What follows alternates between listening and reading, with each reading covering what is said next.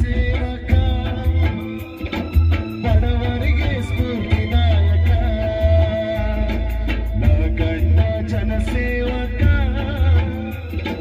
ಬಡವರಿಗೆ ಸ್ಫೂರ್ತಿದಾಯಕ. ಇಷ್ಟ ಆಗಿರೋ ಸ್ವಲ್ಪ ಜೋರಾಗಿ ಚಪ್ಪಲಿ ಕೊಡಬಹುದು. ಅಣ್ಣವ್ರ ಮೇಲೆ ನಾವೇ ಸೇವೆಯನ್ನು ಈ ತಾಲೂಕಿಗೆ ಕೊಟ್ಟು ಒಬ್ಬ ಸಮೃದ್ಧಿ ಮಂಜು ಏನು ಈ ತಾಲೂಕಿನಲ್ಲಿ 67,000 ಮತಗಳನ್ನು ಈ ಜನರನ್ನು ಕೊಟ್ಟಿದ್ದಾರೆ.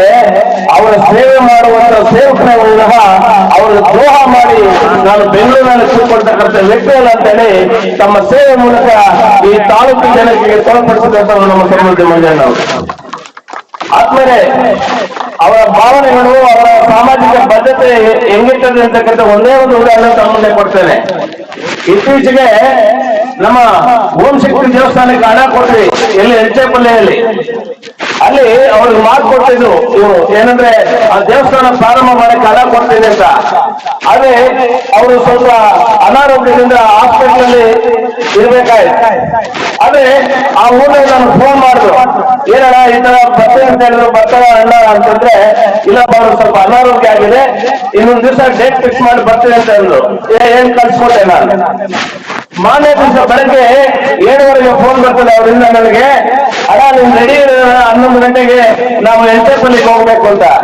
ಆಗ ನಾನು ಹೇಳಿದೆ ಹಾಸ್ಪಿಟಲ್ ತಾವು ಟ್ರೀಟ್ಮೆಂಟ್ ತಗೊಳ್ತಾ ಇದ್ದೀರಿ, ನಾವು ಅವ್ರಿಗೆ ಇನ್ನೊಂದು ದಿನ ಬರ್ತೀನಿ ಅಂತ ಹೇಳಿದ್ರೆ ನೀವು ಆರಾಮಾಗಿ ಇಲ್ಲ ನಾವು ತಾಯಿದ್ರು ಮಾತು ಕೊಡ್ತೀನಿ ಅಂತ ಹೇಳಿ ನೇರವಾಗಿ ಹಾಸ್ಪಿಟಲ್ ಇಂದ ನಮ್ಮ ಹೆಂಚೇಪಲ್ಲಿ ಗ್ರಾಮಕ್ಕೆ ಬಂದು ಆ ತಾಯಿಗಳಿಗೆ ಏನು ಮಾತು ಕೊಟ್ಟಿದ್ರು ಆ ಮಾತನ್ನ ಹಣ ಕೊಟ್ಟು ಅವರಿಗೆ ಏನು ನಮ್ಮ ಸಹಾಯಕವನ್ನು ನೀಡಿ ಮತ್ತೆ ಹಾಸ್ಪಿಟಲ್ ಹೋದಂತ ಒಂದು ಕೀರ್ತಿ ಏನಾದಿದ್ರೆ ನಮ್ಮ ನಾಯಕರಾಗಿರ್ತಕ್ಕಂಥ ಸಮೃದ್ಧಿ ಮಂಜು ಅವರು ಹೇಳ್ತದೆ.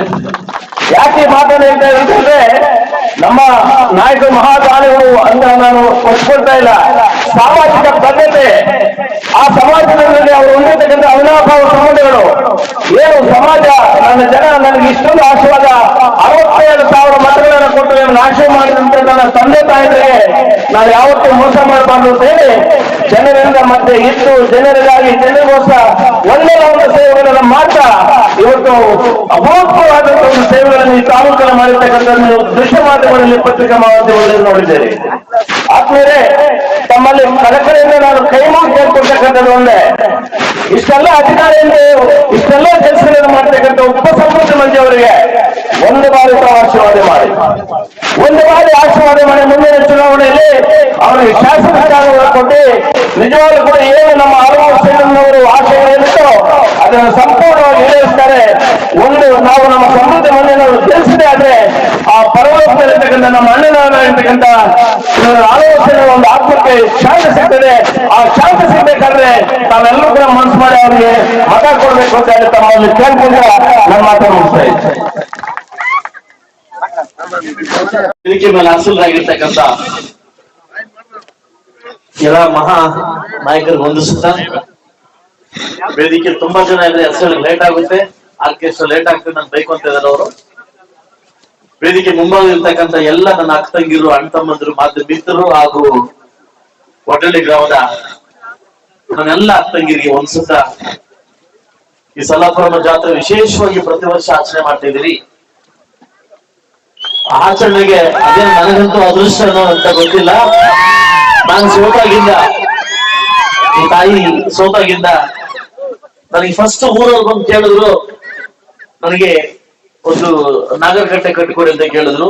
ನಾನು ಹಿಂದೂ ಮುಂದೆ ನೋಡಿದೆ, ಆ ನಾಗರಕಟ್ಟೆ ಕಟ್ಟಿಕೊಟ್ಟೆ. ಅದಾದ್ಮೇಲೆ ಸುಮಾರು ಜನ ಯುವಕರು ಬಂದು ಕೇಳಿದ್ರು, ಅಣ್ಣ ನಾನು ಓದ್ಬೇಕು ಲ್ಯಾಪ್ಟಾಪ್ ಕೊಡ್ಸಿ ಅಂತ ಕೇಳಿದ್ರು. ಇವರಿಗೆ ಇಬ್ಬರಿಂದ 3 ಜನ ಮಕ್ಕಳಿಗೆ ಲ್ಯಾಪ್ಟಾಪ್ ಕೊಡಿಸಿದೆ. ಯಾಕೆ ಹೇಳ್ಕೊಂತೀರಿ ಅಂತ ಲಾಸ್ಟ್ ನಾನು ಕೇಳ್ತೀನಿ. ಅದಾದ್ಮೇಲೆ ಪ್ರತಿ ವರ್ಷ ಸೊಲ್ಲಾಪುರಂಗೆ ಒಂದು ಆರ್ಕೆಸ್ಟ್ರಾ ನಿಮ್ಗೆ ನೋಡ್ಲಿಕ್ಕೆ ಒಂದು ಅವಕಾಶ ಬೇಕಿತ್ತು. ನಾನು ಪ್ರತಿ ವರ್ಷ ಕೊಡ್ಕೊಂಡು ಬರ್ತಾ ಇದ್ದೀನಿ. ಯಾಕೆ ನಾನು ಈ ಮಾತು ಹೇಳಿದ್ರೆ ಲಾಸ್ಟ್ ಆಗಿ ಹೇಳ್ತೀನಿ, ನನ್ನ ಅಕ್ಕ ತಂಗಿಯರು ಅಣ್ಣ ತಮ್ಮಂದ್ರು ನನ್ನ ಯುವಕರು ಅರ್ಥ ಮಾಡ್ಕೋಬೇಕು. ಇತ್ತೀಚೆಗೆ ಸುಮಾರು ಜನ ಬರ್ತಾ ಇದ್ದಾರೆ, ಬರ್ಲಿ, ಅವರ ವೈಯಕ್ತಿಕ ನಾನು ಸಮಾಜ ಸೇವೆ ಮಾಡ್ತೀನಿ ಅಂತ ಬರ್ತಾ ಇದ್ದಾರೆ. ಅದು ನನ್ನ ತಪ್ಪೇನಿಲ್ಲ, ನಾನು ಅದನ್ನ ಯಾವತ್ತೂ ತಡೆ ಹಿಡಕ್ಕೂ ನನಗೆ ಯಾವ್ದು ಅಧಿಕಾರ ಇಲ್ಲ. ಆದ್ರೆ ನಾನು ಸೋತ ಒಂದು ನೆಕ್ಸ್ಟ್ ಮರುದಿನದಿಂದ ಇಡೀ ಮುಳಬಾಗಿಲು ತಾಲೂಕಿನ 365 ಹಳ್ಳಿಗಳಲ್ಲೂ ಸೇವೆ ಮಾಡ್ಕೊಂಡ್ ಬರ್ತಾ ಇದ್ದೀನಿ. ಅದು ಸೇವೆ ಅಲ್ಲ, ಅದು ನಾನು ಸೋತಿರ್ತಕ್ಕಂಥ ನನ್ನ ಮನೆ ಕಾಪಾಡ್ತಕ್ಕಂಥ ನನ್ನ ಜವಾಬ್ದಾರಿ. ಯಾಕಂದ್ರೆ ಬೇರೆ ಪಕ್ಕದ ಮನೆಯವರು ಕಾಂಗ್ರೆಸ್ ಅವರು ಬಿಜೆಪಿ ಅವರು ಬಿರಿಯಾನಿ ತಿಂತಾರೆ, ಅಟ್ಲೀಸ್ಟ್ ನನಗೆ ಮಕ್ಕಳಿಗೆ ಅಟ್ಲೀಸ್ಟ್ ನಾನು ಬಿರಿಯಾನಿ ಅಲ್ಲ ಚಿಕನ್ ಬಿರಿಯಾನಿ ಕೊಡ್ಬೇಕು ಅನ್ನೋದು ನನ್ನ ಕರ್ತವ್ಯ ಬಿಟ್ಟು ಇದು ನನ್ನ ಸೇವೆ ಅಂತಲ್ಲ. ಸುಮಾರು ಜನ ಸಮಾಜ ಸೇವಕರು ಅಂತ ನಾನು ಸಮಾಜ ಸೇವಕನಲ್ಲ. ನಾನು ಸೋತಿದ್ದೀನಿ, ನನ್ನ ಕಾರ್ಯಕರ್ತರ ಕಾಪಾಡ್ತಕ್ಕಂಥ ಆದ್ಯ ಕರ್ತವ್ಯ ನಂದಾಗಿರ್ತದೆ. ಅದರಿಂದ ಈ ಕಾರ್ಯಕ್ರಮಗಳನ್ನ ಮಾಡ್ಕೊಂಡ್ ಬರ್ತಾನೆ ಇದೀನಿ. 5 ವರ್ಷ ಕಾರ್ಯಕ್ರಮಗಳನ್ನ ಮಾಡ್ಕೊಂಡ್ ಬರ್ತಾ ಇದ್ದೀನಿ. ಆದ್ರೆ ವಿರೋಧ ಪಕ್ಷದವರಿಗೆ ನಾನು ಸೋಲಿಸ್ಬೇಕು ಅಂತ ಒಂದು ಪ್ರಶ್ನೆ ಕೇಳ್ತೀನಿ. ನನ್ನಿಂದ ಆಗಿರ್ತಕ್ಕಂಥ ತಪ್ಪೇನು, ನಾನ್ ಮಾಡಿರ್ತಕ್ಕಂಥ ತಪ್ಪೇನು, ನಾನು ಎಳಿರ್ತಕ್ಕಂಥ ಎಡವೇನಂತ ಒಂದು ಹೆಜ್ಜೆ ಇಟ್ರೆ ನಿಮ್ಗೆ ಅರ್ಥ ಆಗುತ್ತೆ. ಒಂದು ಈ ವಿಚಾರದಲ್ಲಿ ನಾನು ಮೆಚ್ಚಲೇಬೇಕು, ನಾನು ಕೇಳಲೇಬೇಕು. ನೀವೆಲ್ಲ ಒಂದು ಆಯ್ಕೆ ಮಾಡ್ಕೊಳ್ಳಿ. ಕುಮಾರಣ್ಣನಿಗೆ ಯಾಕೆ ಆಯ್ಕೆ ಮಾಡ್ಕೋಬೇಕು? ಇವತ್ತು ರೈತರ ಸಾಲ ಮನ್ನಾ ಮಾಡಿ ಇಡೀ ಕರ್ನಾಟಕ ರಾಜ್ಯದಲ್ಲಿ ಏಕೈಕ ಮುಖ್ಯಮಂತ್ರಿ ಅದು ಕುಮಾರಸ್ವಾಮಿ ಅವರು. ನೆಕ್ಸ್ಟ್ ಒಂದು ಮಾತು ಹೇಳಿದ್ದಾರೆ, ಇಡೀ ನಾನು ಬಂದು 24 ಗಂಟೆ ಹೆಣ್ಮಕ್ಳಿಗೆ ರೈತರ 24 ಗಂಟೆಯಲ್ಲಿ ನನ್ನ ಹೆಣ್ಮಕ್ಳಿಗೆ ಶಿಕ್ಷಕ ಸಂಘದ ಸಾಲ ಮನ್ನಾ ಮಾಡ್ತೇನೆ ಅಂತ ಘೋಷಣೆ ಮಾಡಿದ್ದಾರೆ. ವಿಶೇಷವಾಗಿ ಇನ್ನೊಂದೇನಂತಂದ್ರೆ ನಮ್ಮ ರೈತಾಪಿ ಜನಾಂಗಕ್ಕೆ ಎಷ್ಟು ಎಕರೆ ಇದೆ, 5 ಎಕರೆ ಇದೆಯಾ, 10 ಎಕರೆ ಇದೆಯಾ, ಪ್ರತಿ ಎಕರೆಗೂ 10,000 ರೂಪಾಯಿ ನಾನು ಕೊಡ್ತೀನಿ ಅಂತ ಘೋಷಣೆ ಮಾಡಿದ್ದಾರೆ. ಅದಾದ್ಮೇಲೆ ನಿಮಗೆ ಗೊತ್ತು, ನಮ್ಮ ಹೆಣ್ಮಕ್ಳಿಗೆ ಪ್ರತಿ ತಿಂಗಳು 5,000 ಕೊಡ್ಬೇಕಂತ ಘೋಷಣೆ ಮಾಡಿದ್ದಾರೆ. ನಿಮ್ಗೆ ಇದಕ್ಕಿಂತ ಮುಖ್ಯಮಂತ್ರಿ ಬೇಕಾದದಕ್ಕೆ ನೀವು ತೀರ್ಮಾನ ಮಾಡ್ಕೊಳ್ಳಿ. ಇವತ್ತು ಕಾಂಗ್ರೆಸ್ ಪಕ್ಷ ಏನ್ ಮಾಡ್ತಾ ಇದೆ, ಬಿಜೆಪಿ ಪಕ್ಷ ಏನ್ ಮಾಡ್ತಾ ಇದೆ, ಇದು ಕುಮಾರಣ್ಣ ಆಯ್ಕೆ, ಇಲ್ಲಿ ಸಮೃದ್ಧಿ ಮಂಜು. ಸುಮಾರು ಜನ ಇವತ್ತು ಕ್ಯಾಂಡಿಡೇಟ್ಸ್ ಬರ್ತಾ ಇದ್ದಾರೆ, ಸುಮಾರು ಜನ ಕ್ಯಾಂಡಿಡೇಟ್ಸ್ ಬರ್ತಾ ಇದ್ದಾರೆ.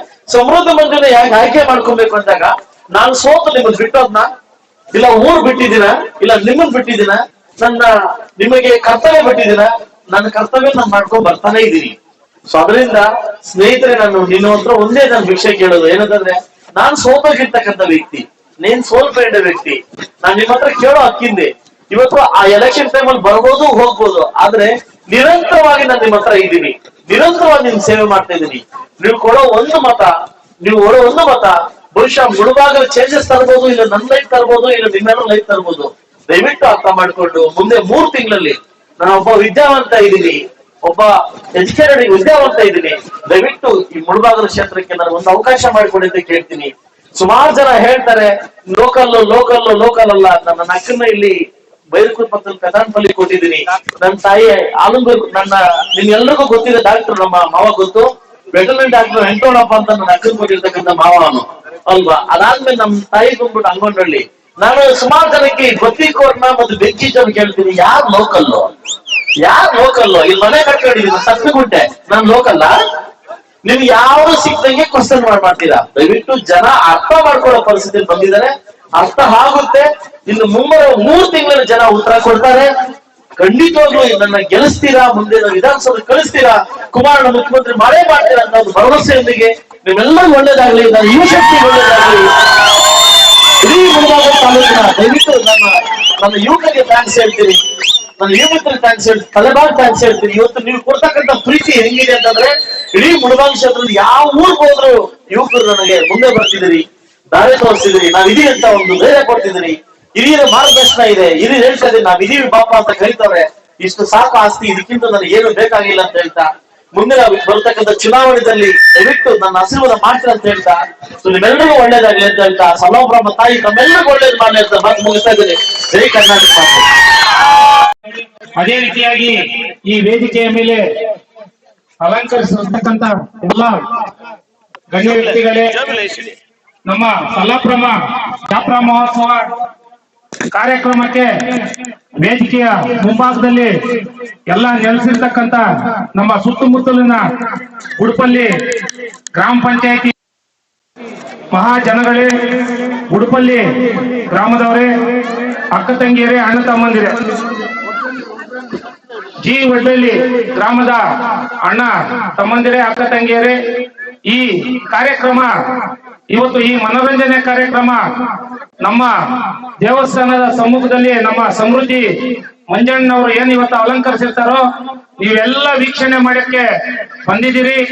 ಅದೇ ರೀತಿಯಾಗಿ ನಮ್ಮ ಸಮೃದ್ಧಿ ಮಂಜಣ್ಣನ ಒಂದು ಎಲ್ಲ ನಾಯಕತ್ವವನ್ನು ಮೆಚ್ಚಿ, ಜೆಡಿಎಸ್ ಪಕ್ಷದ ಸಿದ್ಧಾಂತಗಳನ್ನು ಮೆಚ್ಚಿ, ನಾನು 15 ದಿನ ಹಿಂದೆ ಕಾಂಗ್ರೆಸ್ ಪಕ್ಷವನ್ನು ತೊರೆದು ಇವತ್ತಿನ ದಿನ ಅವರ ನಾಯಕತ್ವವನ್ನು ಬೆಳೆಸಿ ಮುಂದಿನ ದಿನಗಳಲ್ಲಿ ನಾವೆಲ್ಲರೂ ಅವ್ರಿಗೆ ಸಹಕಾರ ಮಾಡಬೇಕು ಅಂತ ಹೇಳ್ಬಿಟ್ಟು ಇವತ್ತಿನ ದಿನ ನಾನು ಪಕ್ಷ ಬಿಟ್ಟು ಬಂದಿದ್ದೀನಿ. ಇವತ್ತು ನಮ್ಮ ರಾಷ್ಟ್ರೀಯ ಪಕ್ಷಗಳಿಗೆ ಎಲ್ಲಿ ನೆಲೆ ಇಲ್ದಿರ ಆಗ್ತಾ ಇದೆ. ಒಂದ್ ಕಡೆ ಬಿಜೆಪಿ ನೋಡಿದ್ರೆ ಅದು ಒಂದು ಕೇಸರಿಮಯ ಆಗಿ ಒಂದೇ ಜಾತಿಗೆ ಸೀಮಿತ ಆಗಿರ್ತಕ್ಕಂತ ಪಕ್ಷ. ಕಾಂಗ್ರೆಸ್ ಪಕ್ಷ ಇವತ್ತಿನ ದಿನ ಎಲ್ಲರೂ ನೋಡ್ತಾ ಇದ್ದೀರಿ, ನಮ್ಮ ಕಾಂಗ್ರೆಸ್ ಪಕ್ಷ ಇವತ್ತು ಮುಳುಗೋಗ್ತಾ ಇರೋ ದೋಣಿ.